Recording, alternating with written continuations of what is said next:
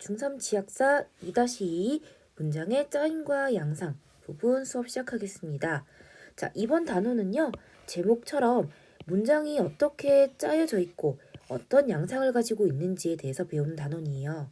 자, 우리는 지금까지 보통 문장 이하의 단위들만 배웠었어요. 문법을. 형태소라든지 품사라든지 이런 것들 다 단어 위주의 거의 단어를 벗어나지 않는 문법을 배웠었는데 이번에는 이제 문장 단위의 문법을 배우다 보니까 아무래도 좀 어려울 수밖에 없을 거예요. 하지만 뭐 분명히 이제 암기해야 될 것도 많고 어렵긴 하지만 이제 많이 반복하다 보면 이제 머릿속에 들어오는 때가 딱 있을 테니까 꾸준히 반복하시고, 그리고 국어도 이제 어떤 부분에서는 암기가 필요하다 보니까 이제 암기를 꼭 열심히 하시길 바래요. 특히 이 부분은 우리가 중학교 1학년 때 배웠던 품사와도 많은 연관이 있는 부분이기 때문에 이제 우리 친구들이 공부를 하면서 느꼈겠지만, 특히 문법 같은 경우는 학년이 올라가면서 기초가 더 중요하다는 걸 아마 느꼈을 거예요. 그래서 혹시나 품사가 부족하다면 지금이라도 품사를 다시 한번 다잡을 수 있도록, 왜냐, 고등학교 1학년 올라가면 또 우리 품사를 배울 때가 오거든요. 그래서 지금이라도 품사를 다시 한번 더 짚고 넘어갈 수 있도록 했으면 좋겠습니다. 자, 그러면 한 장을 넘겨서 활동 1을 보시면 문장의 구성 성분이라고 되어 있죠. 자, 이름처럼 문장을 구성하고 있는 성분들을 이제 먼저 알아보겠다라는 건데요. 자, 다음 활동을 바탕으로 문장을 구성하는 성분을 알아봅시다. 자, 보기를 참고하여 밑줄 친 부분이 문장에서 어떤 역할을 하는지 찾아서 연결해 봅시다 했는데, 자, 여기 보시면 민희가 노래를 부른다 라고 돼 있죠. 자, 그때 민희는 문장에서 동작이나 상태를 하게 되는 주체죠. 자, 주체의 다른 말은 주어예요. 자, 주어는 우리 영어에서도 쓰기 때문에 뭐 익숙하게 들어본 단어죠. 자, 밑에 보시면 철수가 물을 마신다. 자, 이때 마신다는 뭘까요? 주어의 움직임이나 성질이나 상태 이런 것들을 나타내는 서술어라고 할 수 있죠. 그러면 마신다는 서술어에 이으면 되겠죠. 자, 그 다음에 자, 슬기가 책을 읽는다 해서 책을은 뭘까요? 서술어 동작의 대상이죠. 무엇을 읽느냐 그래서 책을 같은 경우는 목적어가 되고요. 자, 그 다음 소녀는 어른이 되었다. 자, 되다나 아니다. 뒤에 보시면 서술어 자리에 되었다가 왔죠. 이렇게 서술어 되다나 아니다 앞에서 그 문장의 불완전한 부분을 채워줘요. 예를 들어서 소녀는 어른이가 없다고 생각했을 때 소녀는 되었다? 자, 무엇이 되었냐는 거죠. 그 무엇이를 보충해 줄 수 있는 게 바로 어른이 보어라는 거예요. 그래서 보어에 이어주시면 되겠죠. 이렇게요. 자, 그래서 위에 나와 있는 주어 그리고 보어, 목적어, 서술어 이 네 개를 합쳐서 주성분이라고 부르는데요. 일단 이렇게 우리 신체도 보시면 뭐 심장, 콩팥, 폐 이런 것들이 각각 신체에서 일정한 기능을 하죠. 문장도 마찬가지야. 문장 안에서 일정한 문법적 기능을 하는 각각의 부분들을 문장 성분이라고 부르고요. 총 7개가 있어요. 자, 먼저 우리 배운 4가지부터 한번 정리를 해볼게요.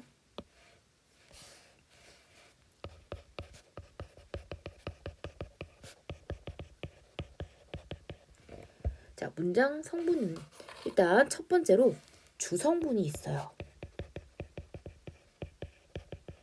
자, 주성분은 이름처럼 문장에서 꼭 필요한 성분이에요.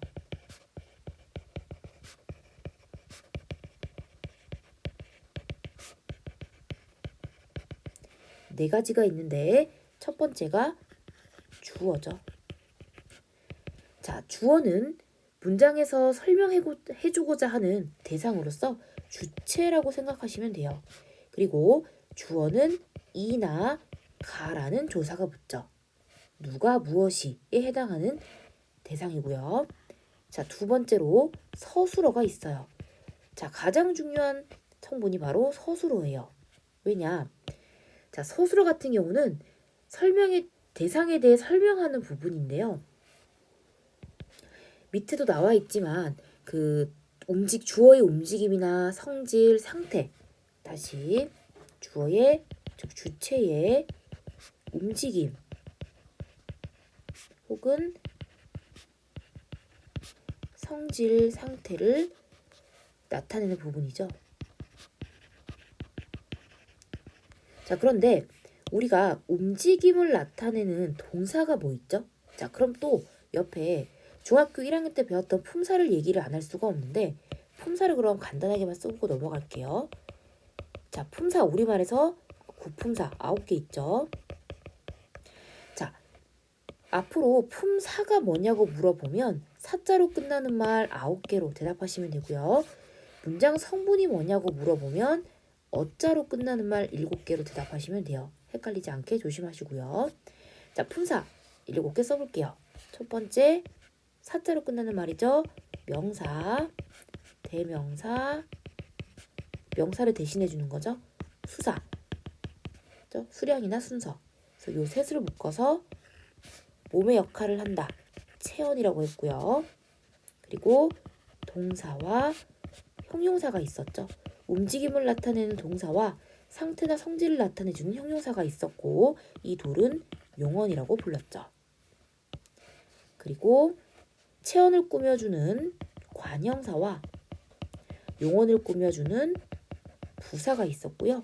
이 둘은 다른 말을 꾸며주기 때문에 수식언이라고 불렀어요. 그리고 주로 체언 뒤에 붙어서 다른 말과의 문법적인 관계를 나타내주는 조사가 있었고요. 조사는 관계언이라고 불렀죠. 그리고 논란, 불음, 대답, 응답 이런 것들 감탄사라고 불렀죠. 위에는 독립언이에요. 우리말은 이렇게 5언 구품사로 이루어져 있다.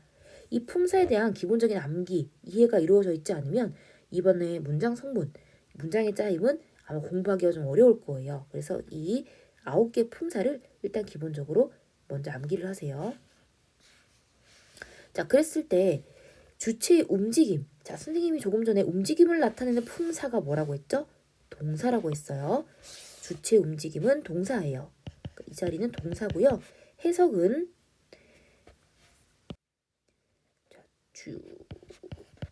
중요한데 어찌 하다라고 해석이 되는 부분이에요. 자, 그 다음 성질이나 상태를 나타내는 품사는 형용사고요. 형용사는 어떠하다라고 해석이 돼요. 그리고 세 번째 서술어로 해석될 수 있는 건 무엇이다. 자, 이때 무엇 자리에 올 수 있는 건 체언이고요. 체언은 명사, 대명사, 수사. 이다는 조사예요. 서술격 조사.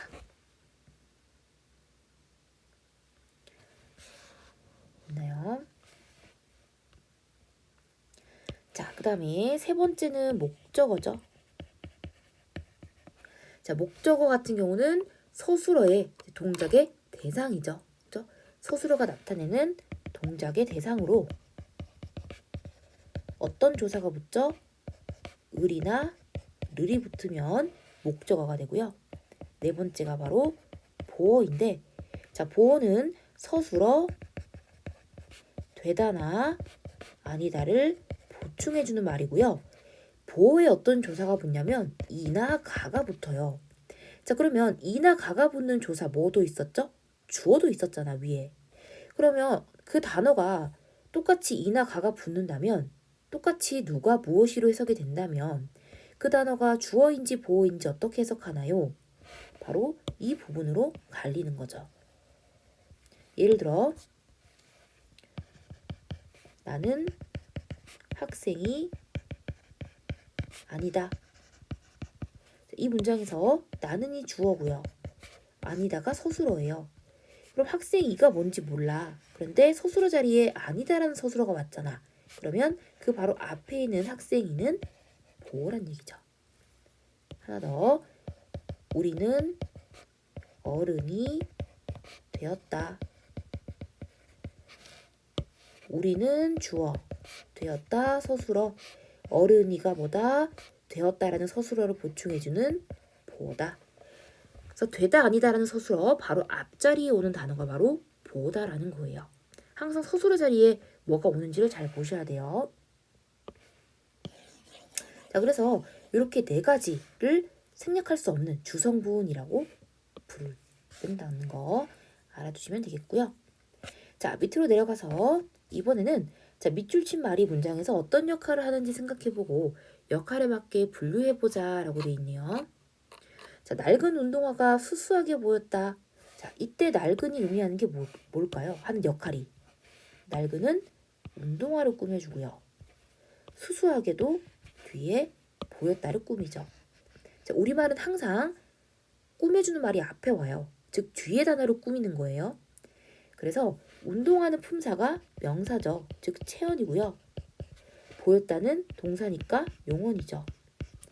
자, 그러면 아까 선생님이 똑같아요. 위에서 품사. 관형사는 체언을 꾸며준다고 했고요. 부사는 용언을 꾸며준다고 했죠. 똑같이 관형어도 부사어도 체언과 용언을 꾸민다고 보시면 돼요. 그래서 체언을 꾸민다. 관형어. 여기는 낡은이 들어가면 되죠. 그다음에 문장에서 주로 용언을 꾸며준다. 여기서는 수수하게가 되겠죠. 이렇게요. 됐나요? 자, 그래서 두 번째 성분은 부속 성분이에요. 부속 성분 같은 경우는 다른 문장 성분을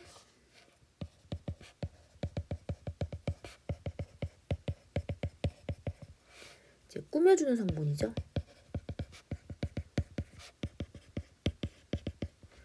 그래서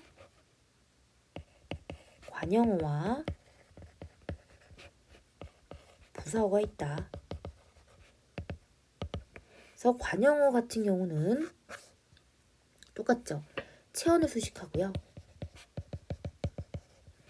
부사어는 주로 용언을 수식하고 또는 관형어나 또 다른 부사어도 꾸밀 수 있고요. 아니면 문장 전체를 수식하기도 해요. 맨 앞에서.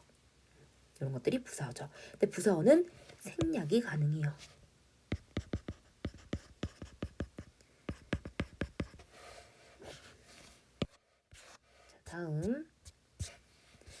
다음 만화에서 밑줄 치인 문장 성분의 역할이 무엇인지 생각해보자 했는데 우와 진영이 맞지? 응 동현아 정말 반갑다.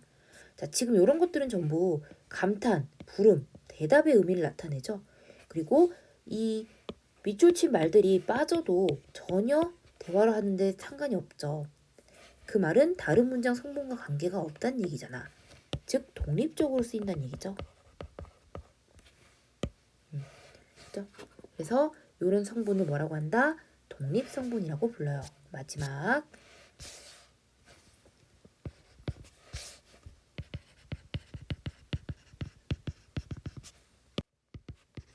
문장에서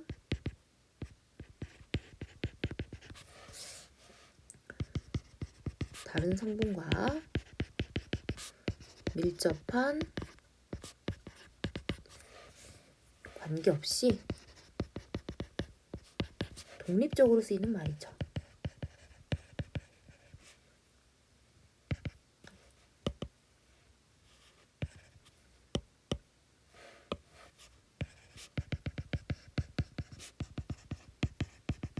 그래서 마지막 독립어 하나가 있죠. 독립어 같은 경우는 감탄사라든지 부름이라든지 응답이라든지 제시어라든지 제시어는 이런 거예요. 청춘 이 얼마나 아름다운 말이냐 할 때 청춘 이런 게 제시어가 돼요. 그런 거. 그래서 이렇게 7가지가 문장 성분이다 라는 거 알아두시면 되겠네요.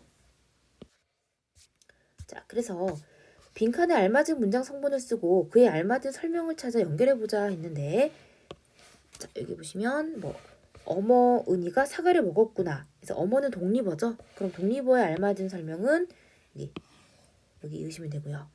그 다음에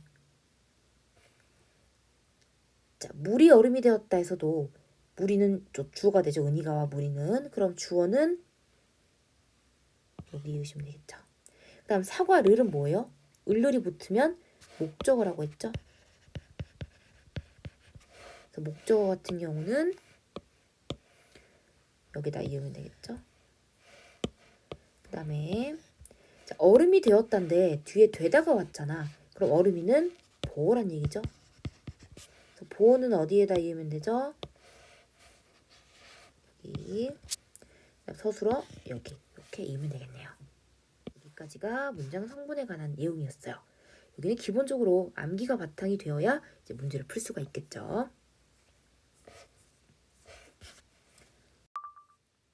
자, 다음은 문장의 짜임과 양상이에요. 말 그대로 이제 문장이 어떻게 짜여져 있는지를 보게 될 텐데, 자, 전체적으로 일단 이 부분에 대해서 간략하게 이제 그림을 그려서 나타내 보면,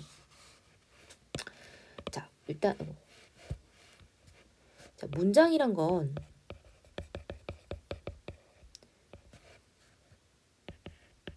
주어와 서술어의 관계에 따라서 혼문장과 견문장으로 나눌 수가 있어요. 그래서 앞으로 이제 주어는 S, 서술어는 V로 나타낼 텐데 주어와 서술어의 관계가 한 번만 나타나면 혼문장이에요. 혼문장은 끝이야. 더 이상 볼 필요가 없죠. 주어도 하나고 서술어도 하나니까요. 자, 그런데 견문장은 주어와 서술어의 관계가 2번 이상 나타난 문장이에요. 그러다 보니까 조금 복잡해질 수밖에 없죠. 자, 견문장은 다시 그 문장이 이제 만들어진 형태에 따라서 이어진 문장이냐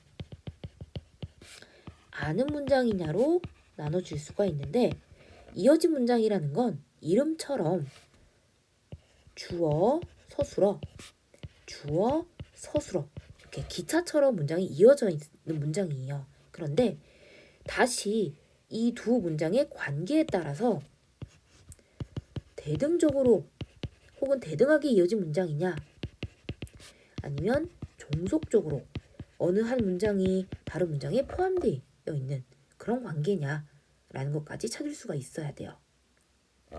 그 다음에 아는 문장은 보통 큰 주어와 큰 서술어 안에 작은 주어와 작은 서술어를 포함하고 있는 문장이에요. 그래서 요 밖에 있는 이 문장을 안, 은 문장이라고 부르고요.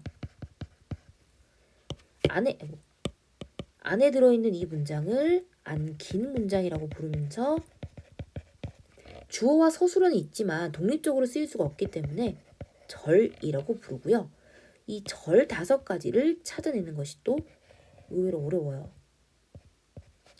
명사절, 서술절,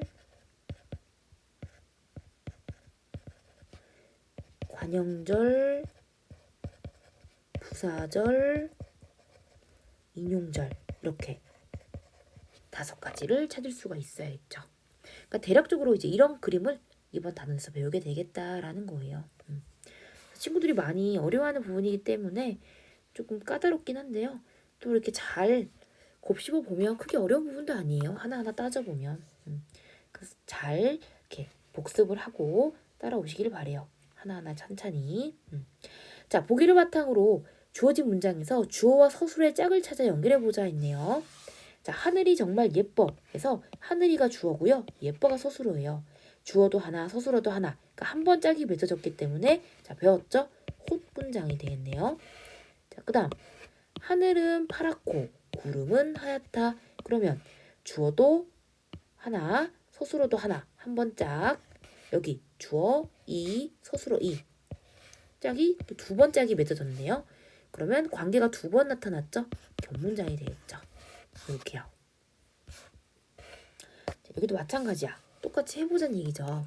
그래서 주어 찾아보면 나는 서술어 기뻤다. 그럼 한 번 짝이 나왔으니까 호시죠. 다음 강아지가 재채기를 했다. 얘도 주어와 서술어의 관계가 한 번 나왔으니까 홑. 그다음에 자, 영환이는 책을 읽고 얘네 둘이 짝인 거지.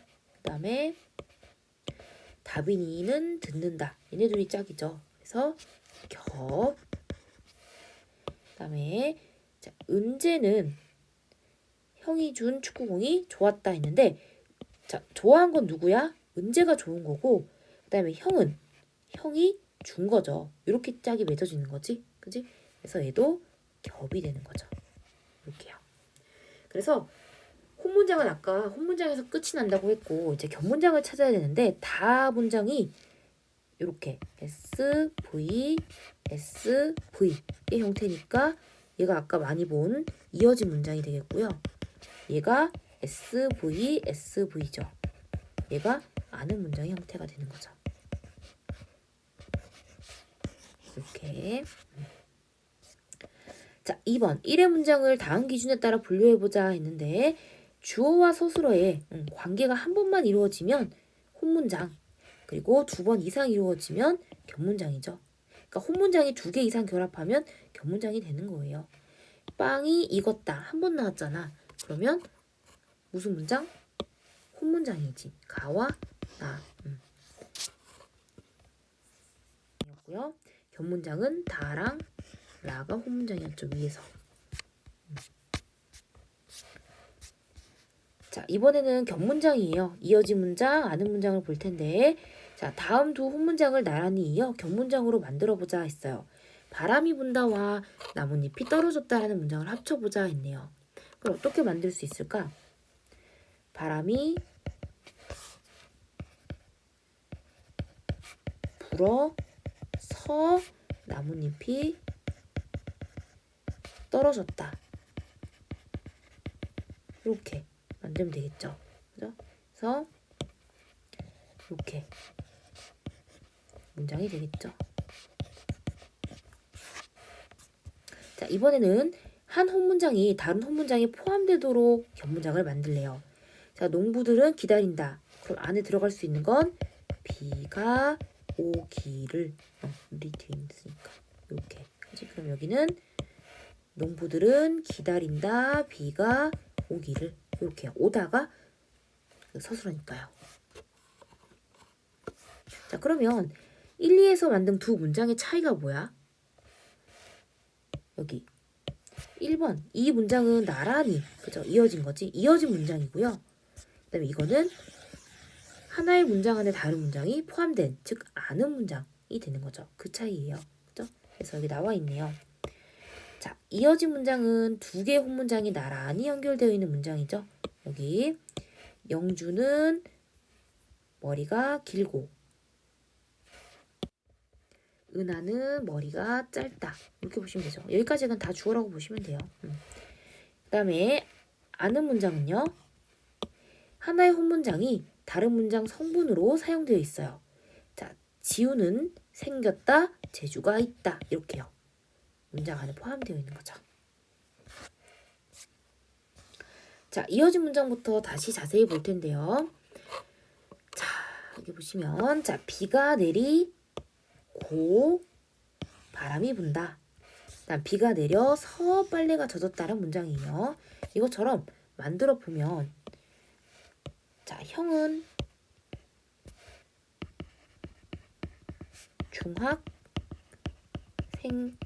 중학생이고 동생은 초등학생이다. 이렇게 만들 수 있고요. 어머니가 함께 가시거나 아버지가 함께 가시거나 상처가 나서 나는 약을 발랐다. 자, 내가 웃는다면 나는 기분이 좋아. 이렇게 만들 수 있죠. 자, 이 중에서 여기 가운데 이 연결어미를 기준으로 이걸 연결어미라고 하는데 이 연결어미를 기준으로 앞뒤 문장이 대등하게 연결된 걸 골라보란 얘기야. 그러면 가랑 나가 될 거고요. 종속적으로 연결된 건 다랑 라인데 그걸 어떻게 아느냐. 일단 가장 먼저 해야 될 건 암기예요.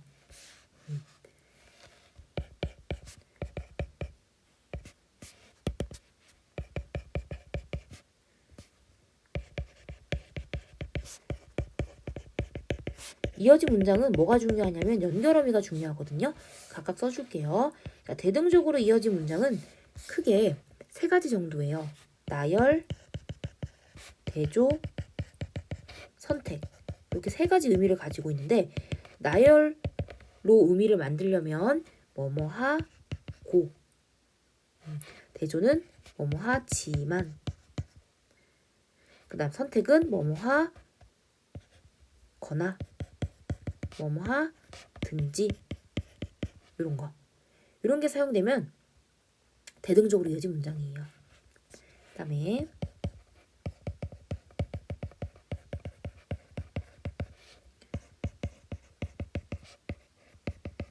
종속적으로 이어진 문장 같은 경우는 원인, 조건, 의도, 양보. 양보는 거의 잘 안 나오긴 하지만 혹시 모르니까요. 원인은 아서나 어서, 뭐 비가 와서 이런 거 있죠. 그다음 조건 같은 경우는 뭐뭐 하면, 의도는 뭐뭐 하려고, 뭐 비를 피하려고 할 때, 양보는 뭐뭐 할지라도, 이런 거요. 이런 것들이 연결어미예요. 자, 그런데 연결어미를 일단 기본적으로 외우는 게 중요하고요. 그 다음에 또 하나의 포인트는, 자, 대등적으로 이어진 문장은 연결어미를 기준으로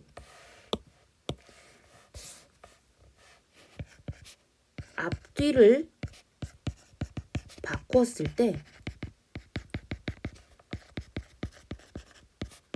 문장이 말이 돼요.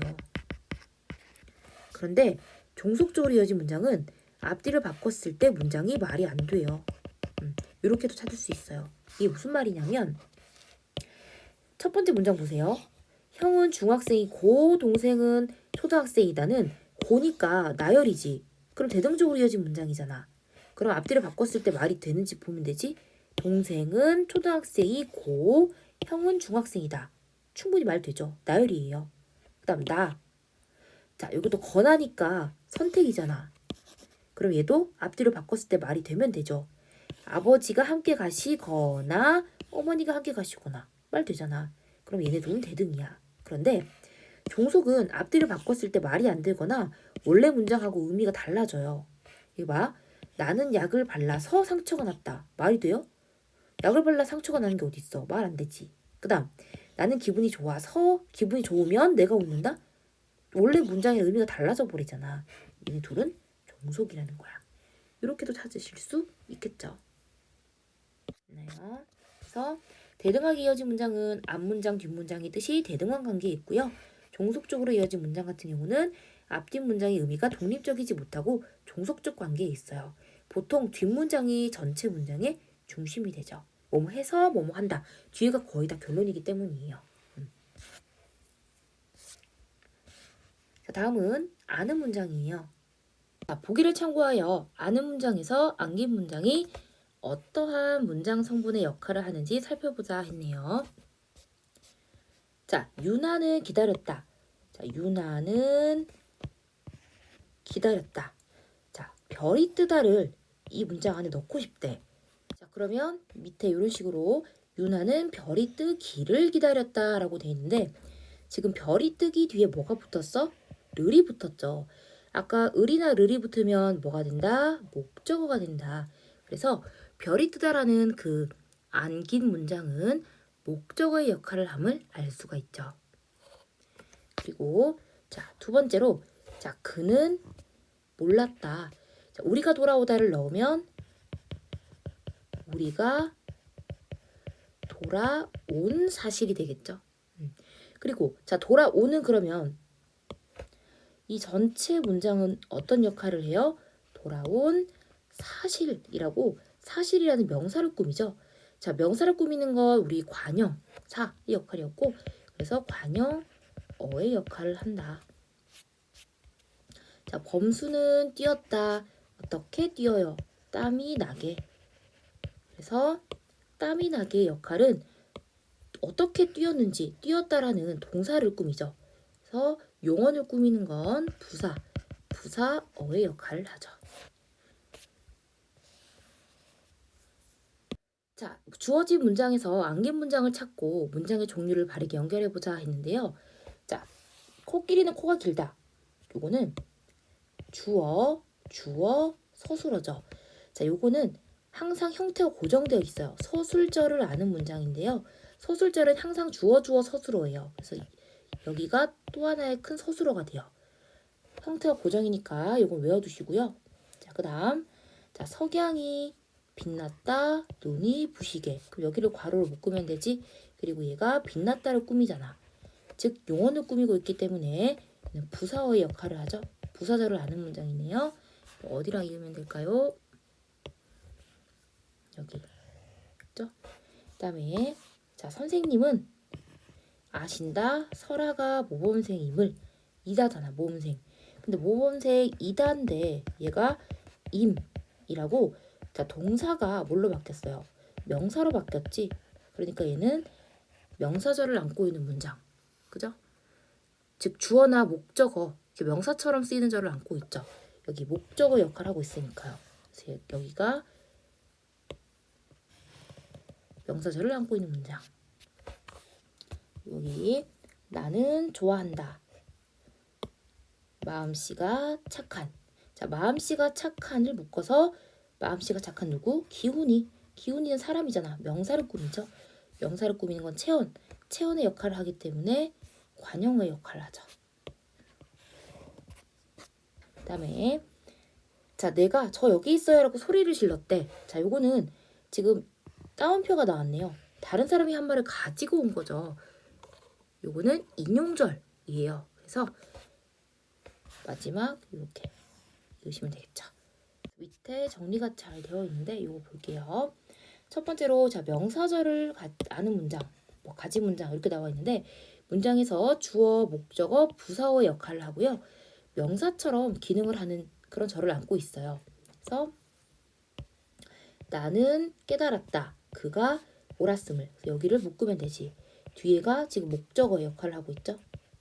그리고 옳았단데 지금 음이잖아. 그래서 주로 그 명사절을 아는 문장은 명사형 어미인 요거 뭐 미음이나 기가 붙어요. 여기도 지금 음이 붙었죠. 그다음 두 번째는 관형사절을 아는 문장이에요. 그래서 문장에서 관형으로서의 기능을 하는 절을 아는 문장이죠.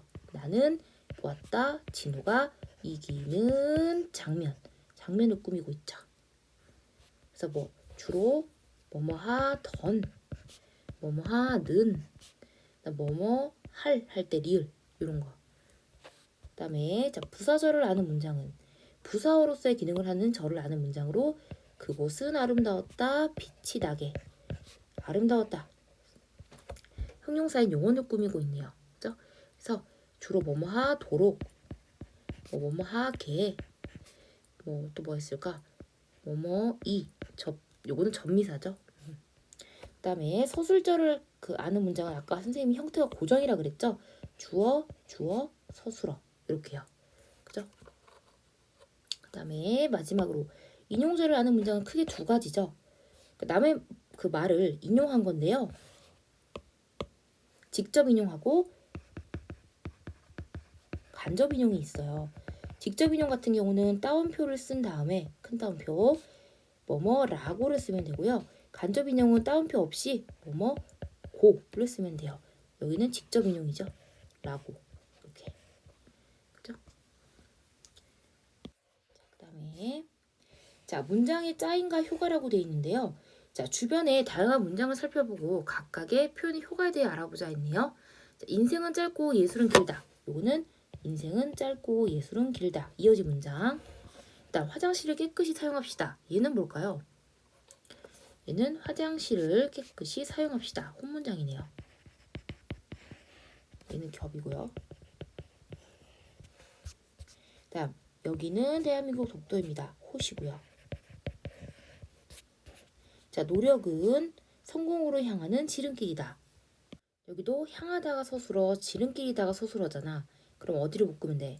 여기를 묶어서 지름길을 꾸미도록. 그럼 얘는 지름길을 꾸미니까 관형어를 안고 있는 관형절을 안고 있는 문장 겹이죠. 자, 그랬을 때 짧고 간결하게 중요한 내용을 전달하는, 즉 혼문장을 찾으라는 얘기야. 그러면 나랑 다가 되고요. 대조적인 뜻을 갖고 있는 문장, 요거 이어진 문장이지, 짧고랑 길다가 대조잖아. 가가 되겠죠.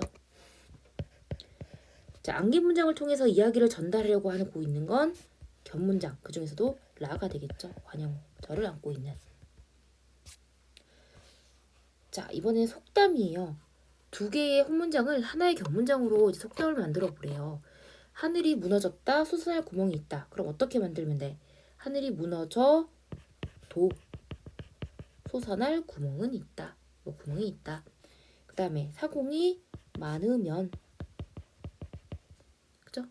그 다음에 구슬이 서말이라도 꿰어야 보배다. 이렇게요. 근데 구슬이 여기는 2번 나왔잖아. 그럼 뒤에 건 생략이 가능하죠.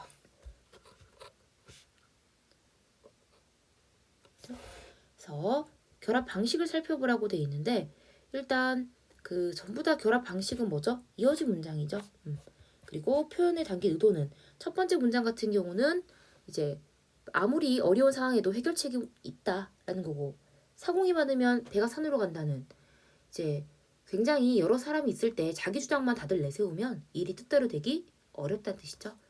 그 다음에 구슬이 서말이라도 깨어야 보면은 아무리 훌륭하고 좋은 거라도 다듬고 정리하지 않으면 의미가 없다는 뜻이에요. 자, 3번 사진을 보고 자신의 의도와 정서가 잘 드러나게 짧은 글을 지어보자 했네요. 는 패스할게요. 그래서 2-2 문법은 다 끝이 났어요. 혹시나 질문이 있다면 질문 언제든지 하시고요. 자, 우리 친구들 이번 주도 고생 많았습니다. 자, 문제 풀어서 선생님께 사진 찍어서 보내시면 되겠어요. 자, 다음 주에 또 만나요. 안녕.